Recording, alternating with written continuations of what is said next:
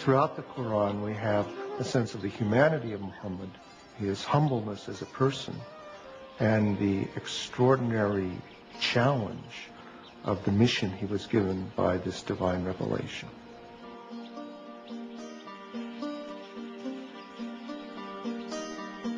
As the Muslim community grew in Medina, a life of simple devotion and ritual developed. A freed Abyssinian slave named Bilal was the first to call believers to prayer at Muhammad's house. Allahu Akbar! Allahu Akbar! It was the first mosque. Allahu Akbar! Allahu Akbar! Ashhadu an la ilaha illallah. The call to prayer has within it the first Islamic pillar, which is the affirmation of God's unity. La ilaha illallah, that beautiful phrase which many Muslims chant over and over in their mind or vocally to constantly remind themselves of the unity of God and the unity of what we should focus on in our life.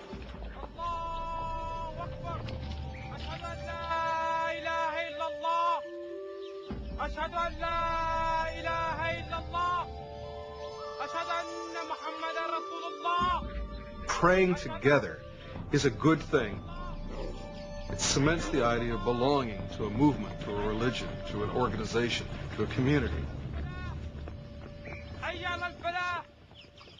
The result is something very, very powerful, even to watch, even for a non-believer or someone from another religion. We carry out physical gestures of prayer in worship that unify our body and our mind and our soul, all at the same moment of bowing and touching our head to the ground toward that exact center.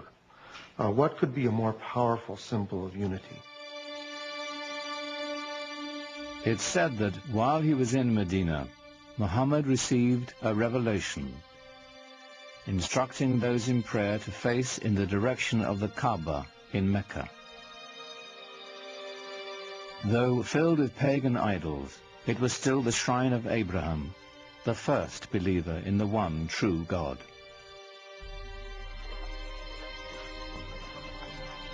But even as the Muslims were praying toward Mecca, their enemies there were rallying in force.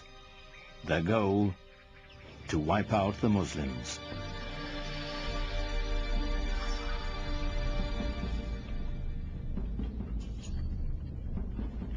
Muhammad's people began to gather arms.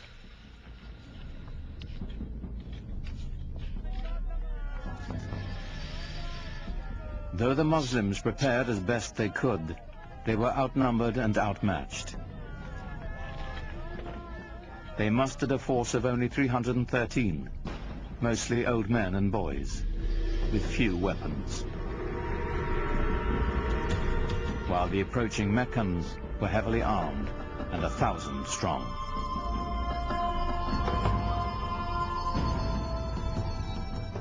For years, Muhammad had tried to bring Islam to the people of Mecca peacefully. Now it was time to fight.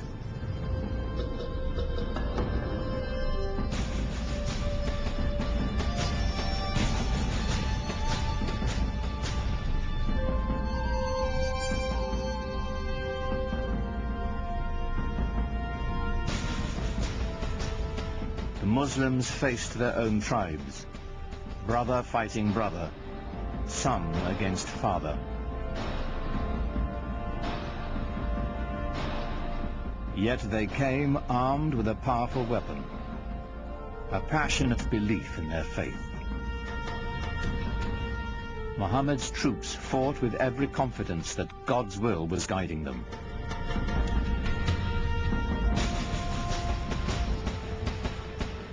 They fought 3 very, very bloody battles.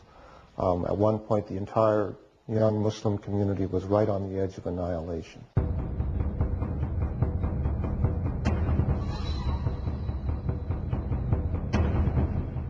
For 3 years, the Muslim army held out against staggering odds.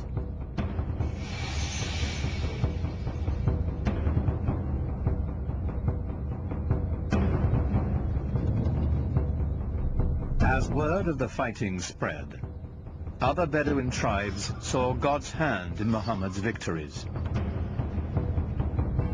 One by one, the peoples of the desert began to join in his struggle. The Muslim army grew, and the tide began to turn.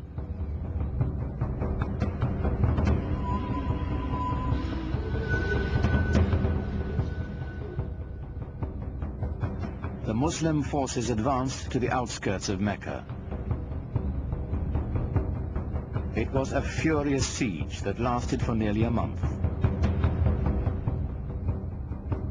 Until, finally, the city fell to Muhammad.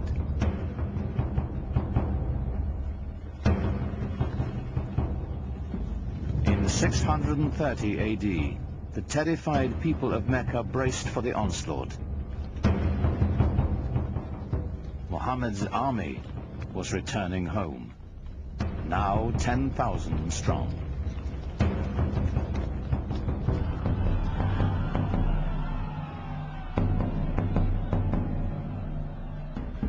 The vanquished knew the terrible fate that awaited them.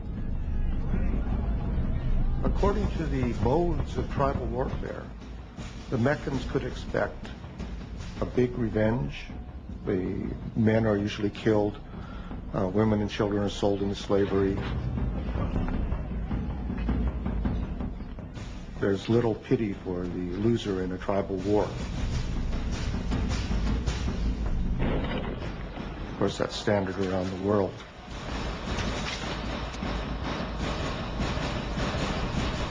But Muhammad had a surprise in store for the fallen city.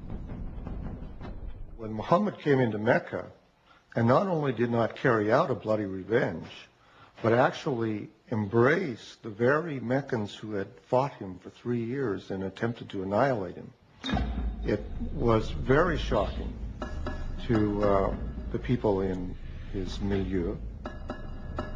So within the very founding of a religion, one finds episodes of great generosity, often extraordinary acts of kindness and mercy.